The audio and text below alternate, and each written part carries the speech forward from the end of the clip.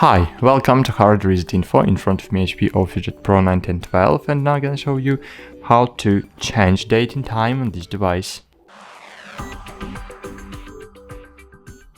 First, you should open Control Panel and click on Settings button. Afterwards, click Preferences, choose Date and Time, click Set the Date and set months and day and year. Afterwards, choose Set the Time and set Correct Time. So now I have correct time. You can even change the format, so AM PM format or to 24 hours format. And cool, that's it.